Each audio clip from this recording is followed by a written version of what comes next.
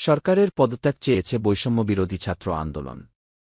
শনিবার ৩ আগস্ট ঢাকার কেন্দ্রীয় শহীদ মিনারে এই ঘোষণা দেন সমন্বয়ক নাহিদ ইসলাম।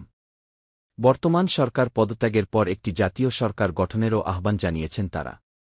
ঘোষণাপত্রে তারা বলেন, যেহেতু বর্তমান সরকারের নির্দেশে নির্বিচারে গণহত্যা সংঘটিত হয়েছে, নারী শিশুছাত্র শিক্ষক শ্রমিক কেউ এ গণহত্যা থেকে রেহাই পাননি।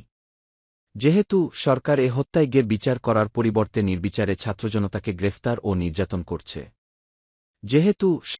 যেহেতু সরকারের আইনশৃঙ্খলা রক্ষাকারী বাহিনী প্রাণঘাতী আগ্নেয়াস্ত্র ব্যবহার করে হত্যাযজ্ঞ সংঘটন করেছে, যেহেতু ছাত্রশিক্ষক শ্রমিক মজুর সহ আপামর জনগণ মনে করছে এ সরকারের অধীনে নিরপেক্ষ বিচার এবং তদন্ত সম্ভব নয়, সেহেতু আমরা বর্তমান স্বৈরাচারী সরকারের পদত্যাগের এক দফা দাবি ঘোষণা করছি। একই সাথে সকলের নিকট গ্রহণযোগ্য ব্যক্তির নেতৃত্বে একটি গ্রহণযোগ্য ও অন্তর্ভুক্তিমূলক জাতীয় সরকার গঠনের দাবি জানাচ্ছি। এ সময় সমন্বয়ক নাহিদ ইসলাম বলেন, আমরা জনগণকে মুক্ত করতে আবার রাস্তায় নেমে এসেছি। আমরা আজকে এক দফা দাবিতে এখানে হাজির হয়েছি। আমরা বাংলাদেশের মানুষের জীবনের নিরাপত্তা, সমাজের ন্যায়বিচার প্রতিষ্ঠার জন্য আমরা এক দফা সিদ্ধান্তে উপনীত হয়েছি।